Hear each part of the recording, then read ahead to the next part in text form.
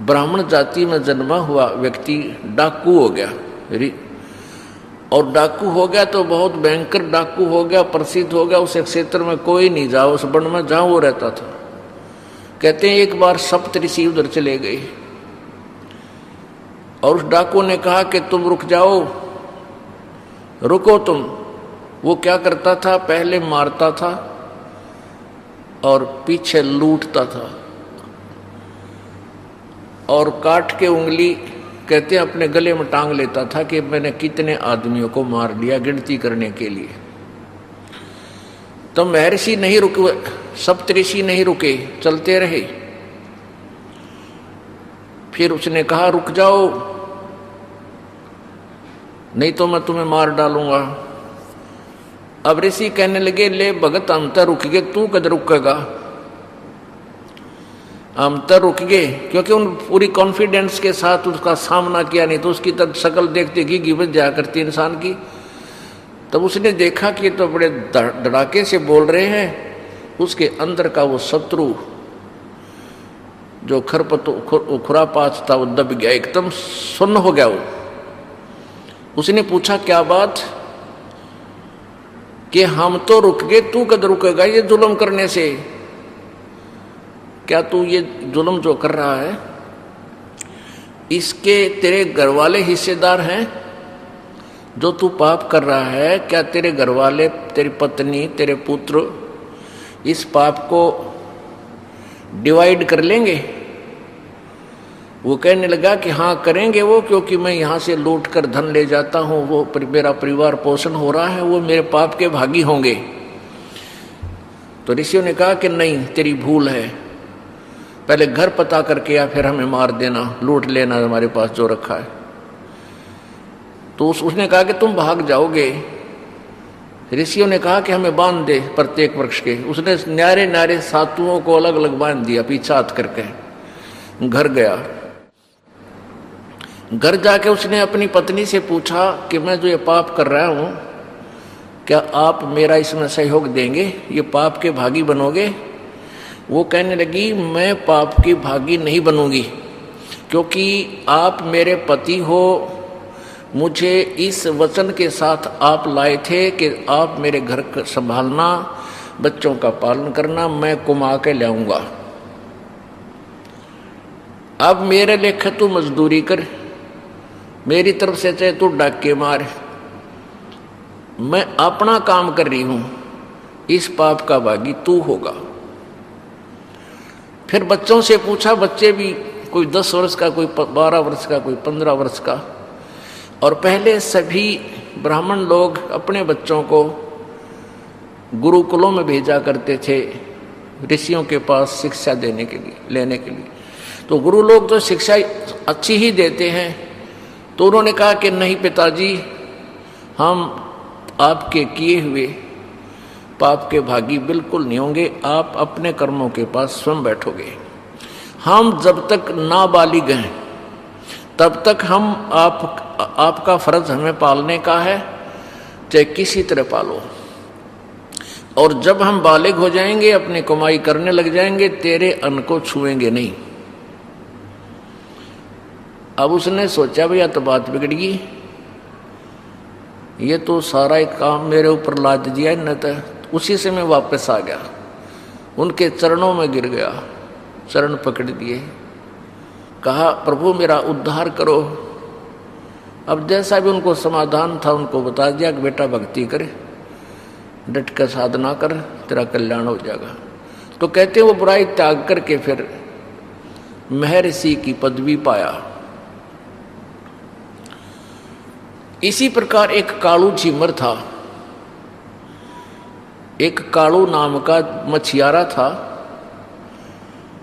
और वो इतना बेसब्रा था, इतना बेईमान था, मछलियां अलग अलग वहां से पकड़कर दूसरे तालाबों से जाल डाल कर पकड़ के लाता था, शहरों में बेचता था और खुद भी खाता था, बच्चे भी थे, उसके संतान थी।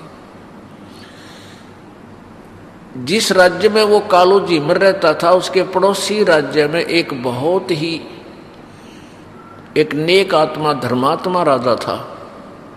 उसने अपने पूरे राज्य में हिंसा बंद करवा रखी थी, और कोई हिंसा करता था उसको बहुत भयंकर जो है ना दंड देता था, जिस कारण से उस राजा के तालाबों में कोई भी मछलियां नहीं पकड़ता था, और उसके तालाबों में अच्छी मोटी मोटी स्वस्थ मछलियां थी। अब उस बेईमान ने उस अपने क्षेत्र की तो सारे तालाबों की वह मछलियां ढो के बेच दी। वहां तो रहा नहीं कोई सामान उसके लिए। फिर उसने देखा पड़ोसी राज्य का तालाब में बहुत मोटी मोटी मछली है, तो उसने ये भी पता था कि यहाँ के राजा ने इस पर बैन लगा रखा है, इसलिए उसने सोचा वक्त से उठकर जाऊंगा। थोड़ी थोड़ी सर्दी सी थी और वक्त से बहुत सवेरे यानी 4 बजे वहां जाकर जाल डाल दिया। थोड़ी थोड़ी गर्मी, जैसे 4-5 बजे उसने जाल डाल दिया तो उसको कुछ ठंड सी महसूस हुई। उसने वहां से फूस फास तोड़ के और आग जलाई। आग जला के और शरीर को सेका, तापा, और उसने कैसी वेशभूषा थी उसकी, एक दाढ़ी बड़ी हुई, सिर पर ओले बोले बाल पड़े, बड़े बड़े बड़ी बड़ी दाढ़ी, शरीर पर एक लंगोट बांध रहा था पानी में प्रवेश करने के लिए। यही बांध कर घर से गया था वक्त से कि जल्दी आ जाऊंगा मछलियां पकड़ के। तो वो आग से सेक कर अपने शरीर को फिर थोड़ी सी देर में फिर मछलियां पकड़ने लगा। इतनी देर में क्या हुआ कि कुछ रोशनी सी हो गई, सूर्य उदय होने वाला ही था। उधर से क्या हुआ कि उसी नगरी का राजा जिसने वहां बैन लगा रखा था, वो राजा सुबह सुबह हाथी पर सवार होकर और सैकड़ों सैनिकों के साथ, अंगरक्षकों के साथ एकदम वहां प्रकट हो गया। यानी ऐसा मोड़ मुड़ता था रास्ते का, ऐसे एकदम उस तालाब के साथ मुड़ गया। तालाब वहां से ज्यादा जो है ना 10 एकड़ की दूरी पर होगा। हाथी की गले में एक घंटियां बंधी होती हैं, वो एकदम मुड़ते ही घंटी की आवाज उसके कानों में पड़ी। कालू जी मर गए। उसने सोचा ये तो राजा आ गया, आज मर गया तू, तेरे पूरे परिवार ने मारेगा। अब उसने देखा कि राजा बड़ा धार्मिक है और कोई विकल्प नहीं है, तेरी जान बचने का, भाग भी नहीं सकता, सैनिक साथ है। तो उसने क्या किया कि अपने शरीर पे वो जो राख बनी हुई थी, अग्नि जला रखी थी, सारे शरीर पे राख मसड़ दी। लंगोट बांध रहा था, दाढ़ी बड़ी हुई थी, सिर पे केस बड़े बड़े थे, और डरता बैठ गया आंख मीच कर धूने का ऊपर। वो धूना सा बन गया उसका, वो आग जलाई थी उस पर बैठ गया उसके पास। अब राजा निकट आया, जब उसकी दृष्टि पड़ी कि भी तालाब के आसपास साधु संत ही बैठा करते हैं, और जो उस कालू ने वो मछलियां पकड़ रखी थी, वो जाल भी मछली भी तालाब में फेंक दिए। तो राजा ने सोचा, हे भगवान, आज तो बड़ा सुबह सुबह साधु के दर्शन हुए, आज बड़ा शुभ दिन निकला मेरा। कबीर परमात्मा भी कहते हैं, पुण्यात्माओं को संत के दर्शन परमात्मा के तुल्य होते हैं। साधु दर्शन राम का मुख पर बसे सुहाग, और दर्श उन्हीं को होत है जिनके पूर्ण भाग। कबीरा दर्शन संत के वही परमात्मा आवे याद, और लेखे में वाए घड़ी बाकी के दिन बर्बाद। अब राजा की खुशी का ठिकाना नहीं रहा, और सुबह सुबह तो और ज्यादा निर्मल आत्मा होती है। उसने जब देखा, वो थोड़ी सी आंखें खोल बंद कर लेके राजा आगे टप गया, यहीं आवे है। राजा ने उसके सामने जाके हाथी रुकवा लिया, और हाथी के एक पौड़ी लगवा दी। वो नीचे उतरने के लिए व्यवस्था होती है, पौड़ी लगवा दी। अगर आज संत के दर्शन करूंगा, चरण छूऊंगा, कुछ दान दक्षिणा दूंगा। अब उसने कालू जी मन ने सोचा, आज मर गया भाई तू, ये तो आ गया तेरे पास।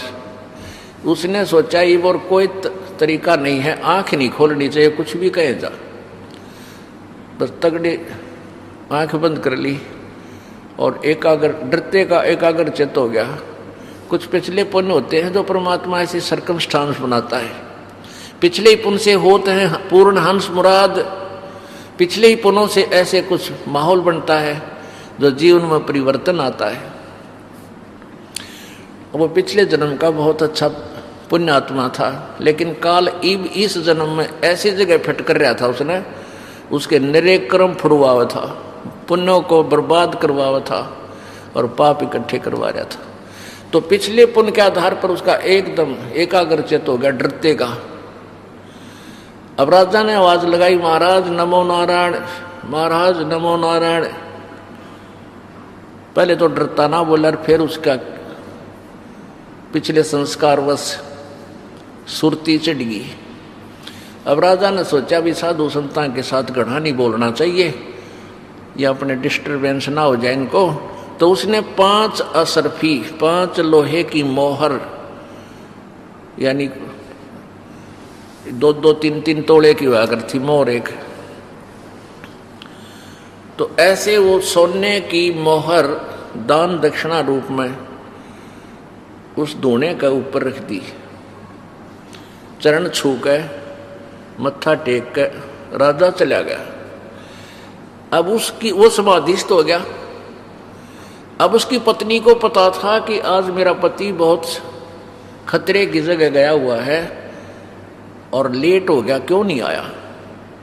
वह बाट इंतजार करके घर से चली, तालाब, जिस तालाब पर उसने बताया था वहीं पहुंची। वहां जाकर उसने देखा कि यूं तो बाबा जी बन गया, समाधि लाए बैठा है, और इसने नो भी डर को ना कोई, या तू कैसे बैठा है, कोई आ गया तो तुझे पकड़ देगा। उसने पकड़ कर उसका पाछे जाकर उसका कमर में दोनों हाथ मारे ना।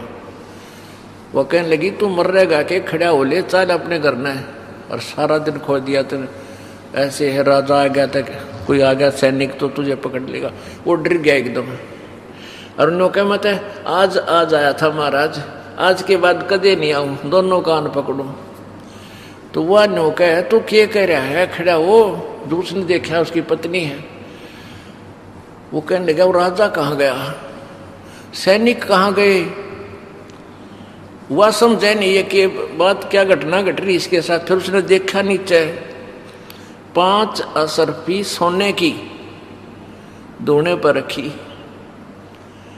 फिर उसका दिमाग की सुई घूम गई, राजा ने तो मुझे साधु मान लिया और मेरे आगे माथा टेक्या और 5 असरफी सोने की दर गया।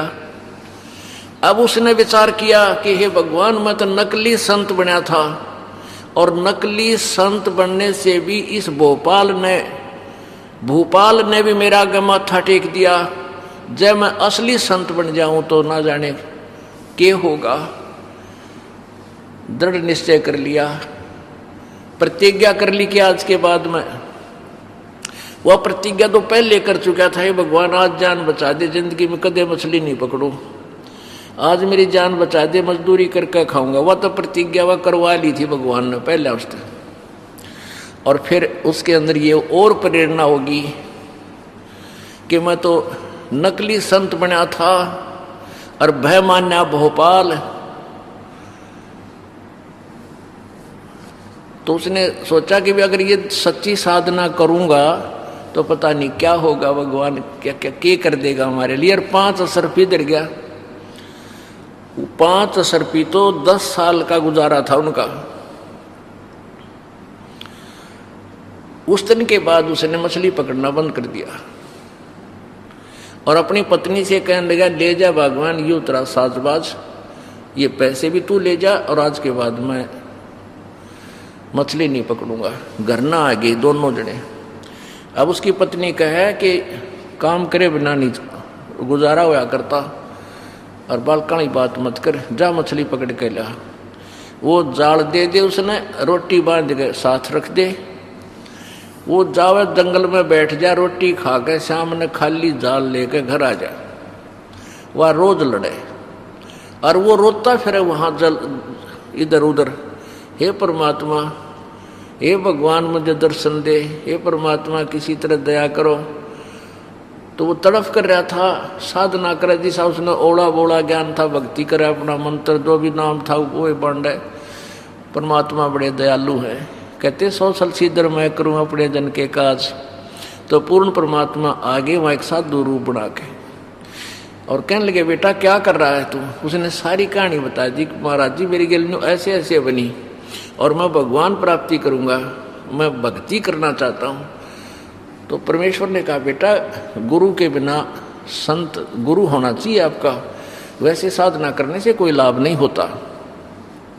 तो उसने कालू झिमर ने कहा, भगवान अब गुरु कौन है, कहाँ जाऊं, किसको गुरु बनाऊं?